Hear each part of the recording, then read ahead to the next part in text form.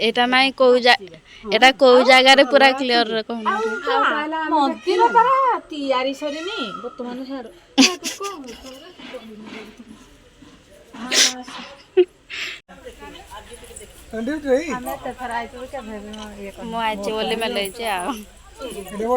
तो hi friends welcome मु आज आपण मानकु नहीं आसी ओडिशार सेकेंड पुरी जगन्नाथ मंदिर। फ्रेंड्स आपण देखिए जगन्नाथ मंदिर जेमिति ठीक से परिका एही मंदिरटी जगन्नाथ मंदिर परी को जगार अच्छी कोठी अच्छी केमती अच्छी मंदिर देखा केमती सब मु आपन को एही वीडियो रे ही देखेबी फास्ट टू लास्ट पर्यंत एही वीडियो रे देखेबी। तो जदि किछि स्किप न करके देखियो तो आपण जानि परिबे मंदिरटा कोठी अछि। तो देखि पाथे आमे आसी मंदिर ठी पहुंची गलु तो मंदिर आगे रे लागि जाईची 20 रु 30 टी दोली जोठी कि छुआ ठु आरंभ करी बुढ़ा समस्त खेलुचंदी आपण देखि पारिथिबे छुआ माने एपड़े दोली पोली भी खेलुचंदी। तो एटा होची मंदिरर बाहरटा बहुत बड़ स्पेस अछि आगु को भी बहुत बड़ स्पेस अछि ताकू इन फ्यूचर रे करा जिवो। तो देखि पाथु एटा द्वितीय पुरी एठी हमर जेमति ठीक पुरी मंदिर ठीक ए परिका टिके एटा छोटो आ पुरी मंदिर टी होची हमर बड़ किंतु ठीक ता परिका हमर मंदिरटी एटा कोन आनी कि रखी चंते ना एटा मन को आसे जे तो एपटे देखुथिबे हमर मंदिरर द्वार स्टार्ट हो जाइछि। तो एटा हमें मुंडिया मारी के भगवान को गृह को आमे प्रवेश कलु जेमिति जगन्नाथ मंदिर रे दी पटे आपण प्रवेश कला बेले दी पटे दीटा पिंडी थाई से परिका अच्छे पटे दीपटे दीटा पिंडी जोठी कि ब्राह्मण माने बसंती पंडा माने बसंती आ जेमती आमे एंट्री कला बेले जगन्नाथ फास्ट हमर आरंभ रे थांती सेही परिका तांको पई भी गोटे घर करे जाईची आपण देखि नियंतु। तो ये देखो मंदिर टी आरंभ होइके हमर भितर प्रवेश कले जेमिति मंदिरर पहाज ठीक से परिका एठी मंदिरर पहाज कराइची। इठी देखंतु हमर मंदिरटा काम चलजी तो मंदिर हमर हेलानी 2 वर्ष हबो 2 वर्ष रे काम बहुत किछि कंप्लीट हो जाइछि। हां जेमिति पूरी मंदिर ठीक से परिका किंतु पूरी मंदिर रे हमर कोन हेइ थाए कारुकार्य पत्थर रे हेइ थाए तो एटा तो एबे संभव नुह तेनु करी जेतिकी संभव से परिका कले। तो ये देखि पाथि पूरी मंदिर रु आनी कि फूल मध्य रखा जाइछि एठी तांको जोठी हम जगन्नाथ बलभद्र और सुभद्रा ठाकुर बसिबे तांको पूरी मंदिर रो फूल एठी रखा जाइछि। तो ये देखि पाथि चारिपटे बहुत बढ़िया जेमती पूरी मंदिर आमे ऊपर बुले से परिका ठीक ए परिका आ देखंतु विमला ठाकुर बहुत ठाकुर अछंदी किंतु ठाकुर बसा हेनी काम चलची जण जण को आनी कि एठी प्रतिष्ठा करी कि बसा होउची। आ गोटे कथा कहि रखिबे आम पूरी मंदिर रे लागुथिबा तुलसी गछ एठु ही निया होउची आम तुलसी माळ तुलसी पत्र सब एठु निया होउची म आपन को ता गाड़ी भी मध्य देखै देबी कोठु निया होउची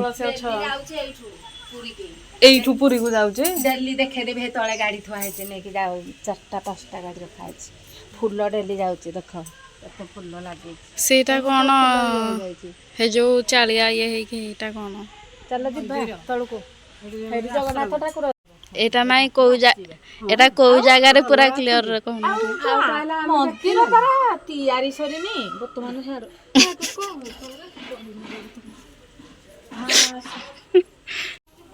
एटा नाई कोउ जगह दिके कहून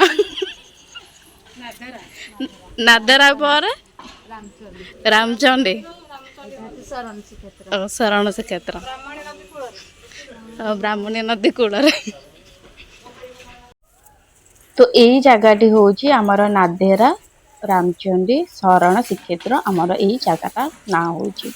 तो ये ढेंकानाल ही अवस्थित तो निहाती भाव आपन बुलेबे आपन गूगल माइले तो ये जगह को आपन पहुंची पारिबे बहुत सहजर। एठी म आपन को देखौची हमर मंदिर को पूरी मंदिर को तुलसी माळ तुलसी पत्र आउ फूल फूल माळ को केमती निया जाए। तो ये देखि पारथिबे गाड़ी हमर बहुत सारा गाड़ी धाड़ी को धाड़ी लंबी के अछि या भितर हमर तुलसी माळ तुलसी पत्र सब निया जाए। गाड़ी एठी 5टा रु 6टा गाड़ी थिला तो जिते संभव होची म आपन को एठी गाड़ी देखै दउची। तो एही टाइप रे गाड़ी रे सखाळु भोरु केतेटारु निया होची टाइम तो कहि परिबिनी किंतु भोरु जाउची। तो एबे चलंतु आमे जिबा आम जगन्नाथ को पाखो को जोठी कि एठी रखी पूजा होची मंदिर भीतर को निया हेनी तो मंदिर भीतर को निया परे कोठी तयारी होची जगन्नाथ ठाकुरंकर आउ कोठी पूजा होची म एटा सब आपन को देखौची।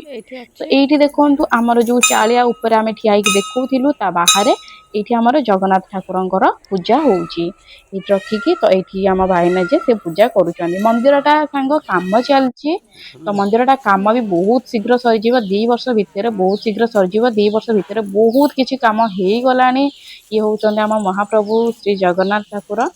ତ ନିହାତି ଭାବରେ ଆସନ୍ତୁ ତାଙ୍କ ଦର୍ଶନ କରି ଯେମିତି ପୁରୀ ମନ୍ଦିର ଠିକ ସେଇପରିକା। ହଁ, ପୁରୀ ମନ୍ଦିର ପାଖରେ ସମୁଦ୍ର ଅଛି, କିନ୍ତୁ ଏଇ ମନ୍ଦିର ପାଖରେ ନଦୀ ଅଛି, ବ୍ରାହ୍ମଣୀ ନଦୀ, ଯୋଉଟା କି ଆପଣ ପାହାଚରେ ବସିକି ଉପଭୋଗ କରିପାରିବେ ସେଇ ଥଣ୍ଡା ଥଣ୍ଡା ପବନରେ। କାହିଁକି ନା ବସିବା ପାଇଁ ବି ବହୁତ ସାରା ବଢିଆ ବଢିଆ ଜାଗା ବି ଅଛି। ୟା ପାଖରେ ସାଇଡ ରେ ନଦୀଟି ବି ଆମର ଅଛି, ବହୁତ ଭଲ ଲାଗିବ। ତ ନିହାତି ଭାବରେ ଏଇଠିକି ଆସନ୍ତୁ। ତ ଦେଖିପାରୁଥିବେ ଏଇଟା ହଉଛି ତାର ଚାରିପଟ ମନ୍ଦିର, ଚାରିପଟ ମନ୍ଦିର ବହୁତ ବଡ। ମୁଁ ଯେତେ ଚେଷ୍ଟା କଲି ଏତେ ଆପଣଙ୍କୁ ଦେଖିବା ପାଇଁ ଦେଖେଇ ଦେଇଛି।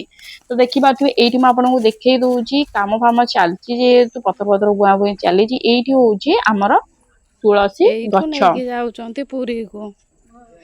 ଏରା ଫୁଲ ଗଛ, ଏଇରା ଫୁଲ ଗଛ, ତା ଆଗରେ ତୁଳସୀ।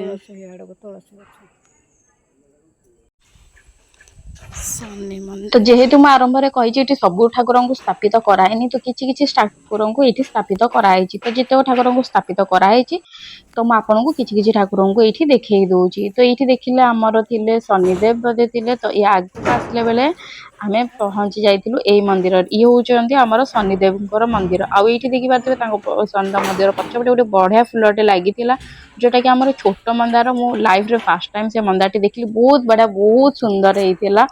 ଆଉ ଆପଣ ଖାଲି ଟାଇମ ରେ କି କିମ୍ବା କୌଣସି ଟେନସନ ଟାଇମରେ, ଯେକୌଣସି ଟାଇମରେ ଆପଣ ଏଇଠିକି ଆସିବେ, ଆପଣ ରିଲାକ୍ସ ହେଇକି ଯିବେ। ଇଏ ହଉଛନ୍ତି ଆମର ଏଇଠି ଶନି ମନ୍ଦିର, ଶନି ଠାକୁର ଏଇଠି ଆମର ଅଛନ୍ତି। ଏଇଠି ତାଙ୍କର ପୂଜା ଚାଲିଛି। ଆଉ ଏଇ ଭିତରକୁ ମୁଁ ଆପଣଙ୍କୁ ଯାଇକି ଦେଖେଇ ଦଉଛି କୋଉ ଠାକୁର ଅଛନ୍ତି। ତ ଭିତରେ ଦେଖିପାରୁଥିବେ ମନ୍ଦିରରେ ଆମେ ଠାକୁରଙ୍କୁ, କୋଉ ଠାକୁର ଅଛନ୍ତି, ଇଏ ହଉଛନ୍ତି ଆମର ଶନି ଠାକୁର। ବାହାରେ ଶନି ଠାକୁର ଅଛନ୍ତି, ଭିତରେ ତାଙ୍କର ମନ୍ଦିରଟି ସ୍ଥାପିତ ହେଇଛି।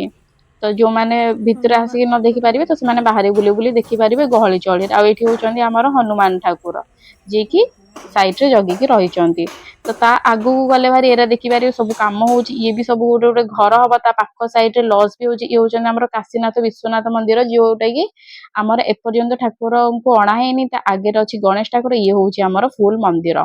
ମୁଁ ବାହାରେ ଠିଆ ହେଇକି ଆପଣଙ୍କୁ ଦେଖେଇ ଦେଲି, ତଳେ ଠିଆ ହେଇକି। ସେଇଠି ଗୋଟେ ବହୁତ ବଡ ମନ୍ଦିରଟେ, ବହୁତ ଭଲ ହବ। ଆହୁରି ବଡ କାମ ଚାଲିଛି, ବହୁତ କାମ ଚାଲିଛି। ତ ଏଇଟା ନିହାତି ଭାବରେ ବହୁତ ଜଲଦି କମ୍ପ୍ଲିଟ ବି ହେଇଯିବ। ଆଉ ଏଇ ମନ୍ଦିରରେ ଗୋଟେ ଜିନିଷ ମୁଁ ଆପଣଙ୍କୁ ଦେଖେଇ ଦଉଛି, ଇଏ ଯୋଉ ସାଇଟ ରେ ଦେଖି ପାରୁଛନ୍ତି ନା, ସେ ହଉଛନ୍ତି ଜଗନ୍ନାଥ ବସିବାର ଜାଗା, ଯୋଉଠି ଆମ ମହାପ୍ରଭୁ ଜଗନ୍ନାଥ ପୁରୀ ବାହାରେ ବସନ୍ତି ନା, ମନ୍ଦିର ବାହାରେ। ଯୋଉ ଲୋକମାନେ ଭିତରକୁ ଯାଇ ନ ପାରନ୍ତି ତାଙ୍କୁ ହେଇଠି ଦର୍ଶନ କରନ୍ତି, ଠିକ ଏହିପରି କାମରେ ଏଇଠି ଅଛି। ତ ଏବେ ଗୋଟେ ବହୁତ ବଢିଆ ଜିନିଷଟେ, ସୁନ୍ଦର ଜିନିଷଟେ ଆପଣଙ୍କୁ ଦେଖଉଛି, ଯୋଉଟା କି ହଉଛି ମୟୂର। ଆଉ ଆପଣ ଦେଖିପାରୁଥିବେ ତା ଆଗରେ ପାଣି ଅଛି, ବହୁତ ବଢିଆ ପାଣି ଅଛି। ଆପଣ ଦେଖିପାରୁଥିବେ ସେଇଟା ହଉଛି ନଦୀ। ଆପଣ ଆସିଲେ ଏଇ ପାଣିରେ ଉପଭୋଗ କରିପାରିବେ, ମାନେ ବହୁତ ହି ଆପଣଙ୍କୁ ଭଲ ଲାଗିବ। ଟିକେ ଦେଖିପାରୁଥିବେ ମୟୂର। କୁହାଯାଏ କି ମୟୂରଟି କେବେ ବି କାହା ଆଗରେ ତା ପୁଚ୍ଛ ମେଲେଇ ନଥାଏ। ମାନେ କେବେ ବି ଏପର୍ଯ୍ୟନ୍ତ ଏଇ ମୟୂରଟି, ଛୁଆ ମୟୂର କେବେ ବି ପୁଚ୍ଛ ମେଲେଇନି କାହା ଆଗରେ। କିନ୍ତୁ ମତେ ଲାଗିଲା ଆଜି ମୁଁ ଆସିଛି ସେଥିପାଇଁ ମୟୂରଟି ପୁଚ୍ଛ ମେଲେଇଲା। କଣ ନା ସେଠିକାର ଲୋକ ସମସ୍ତେ କହିଲେ କି ମୟୂରଟି କେବେ ବି ପୁଚ୍ଛ ମେଲେଇ ନଥିଲା। ତ ଆଜି କେମିତି ପୁଚ୍ଛ ମେଲେଇଲା ସମସ୍ତଙ୍କ ଆଗରେ। ଦେଖିପାରୁଥିବେ ଏଇ ମୟୂରଟି ଏଠି ରହୁଛି, ଯାହାବି ଯିଏ ଆଣିକି ଖାଇବା ଦଉଛନ୍ତି ସେ ସେଇ ଜିନିଷ ଖାଉଛି। ସେ ଛୁଆରୁ ଅଛି ମୟୂରଟି, କେବେ ବି ଯାଇନି। ତ ଇଏ ଦେଖନ୍ତୁ ଫାଷ୍ଟ ଟାଇମ, ପ୍ରଥମ ଥର ମୟୂରଟି ସମସ୍ତଙ୍କ ଆଗରେ ପୁଚ୍ଛ ମେଲେଇଛି। ସମସ୍ତେ ଏଟା ଦେଖିକି ଆଶ୍ଚର୍ଯ୍ୟ ହେଇଗଲେ କି ମୟୂର ଟା ପୁଚ୍ଛ ମେଲେଇଲା ଏତେ ଦିନ ପରେ କାହିଁକି। ଦେଖିବାକୁ ବହୁତ ସୁନ୍ଦର ଲାଗୁଥିଲା। ମୟୂରଟି ବଢିଆ ଡ୍ୟାନ୍ସ ବି କରୁଥିଲା, କଥା ବି ମାନୁଥିଲା। ଆଗ କହିଲେ ଆଗ ବୁଲିକି ଡ୍ୟାନ୍ସ କରୁଥିଲା, ପଛ କହିଲେ ପଛ ବୁଲିକି ଡ୍ୟାନ୍ସ କରୁଥିଲା। ଇଏ ଦେଖନ୍ତୁ ଇଏ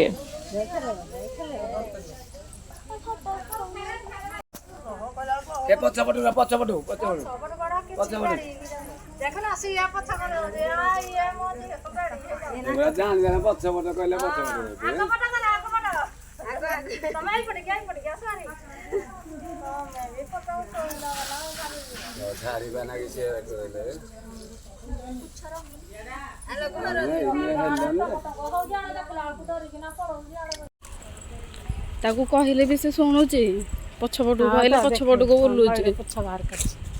ଛୋଟ ପୁଛ ନା ଛୁଆଟା।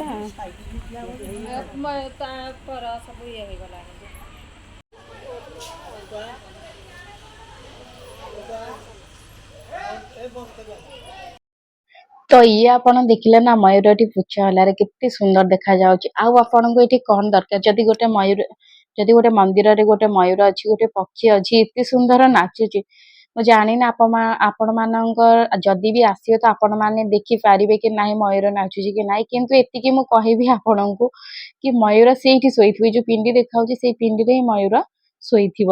ଯେତେବେଳେ ଆସିବେ ସେତେବେଳେ ଦେଖିପାରିବେ, କାହିଁକି ନା ଏଇଠି ପୋଷା ହେଇକି ରହୁଛି, କୁଆଡେ ବି ଯିବାର ନାହିଁ। ଆଉ ଆପଣ ଆସନ୍ତୁ ନିହାତି ଭାବରେ ମନ୍ଦିରକୁ ବୁଲନ୍ତୁ। ଏଇ ମୟୂରଟି ଏତେ ସୁନ୍ଦର ଡ୍ୟାନ୍ସ କରୁଥିଲା, ମୁଁ ତ ସେଠି ରହିକି 10 ମିନିଟ୍ କାଳ ଦେଖିଲି ଆଉ ମତେ ବହୁତ ହି ବଢିଆ ଲାଗିଲା। ଆଉ ମନ୍ଦିରରେ ଗୋଟେ ଶାନ୍ତି ସେଇଟା ବି ଲାଗିଲା। ଆମେ ଏତେ ଥର ଆଇଛୁ କେବେ ବି ଇଏ କରିନୁ। ମୁଁ ଆଇଛି ବୋଲି ମେଲେଇଛି ଆଉ। ସାଇଜ କରୁଛି ଦେଖୁଛ ତ?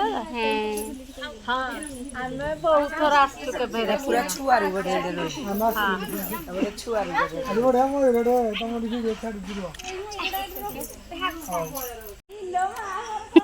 ତ ଇଏ ଥିଲା ଆମ ଜଗନ୍ନାଥ ମନ୍ଦିର, ଯୋଉଟା କି ଏକଦମ ସେକେଣ୍ଡ କପି ପୁରୀ ମନ୍ଦିରର। ଆଉ ଦେଖନ୍ତୁ ଏଇଠି ଆଗରେ ଦୋଳି ଲାଗିଛି, ବହୁତ ପ୍ରାକୃତିକ ନ୍ୟାଚୁରାଲ ଦୃଶ୍ୟ ଅଛି, ଯୋଉଟା କି ଆପଣ ମାନେ ଦେଖିପାରୁଥିବେ। ଆମ୍ବ ଗଛ ସବୁ ଗଛ ଲାଗିଛି, ତ ଏଇଠି ଆମେ ଟିକେ ଏନ୍ଜୟ ବି କରିଥିଲୁ, ଦୋଳି ଖେଳିଥିଲୁ।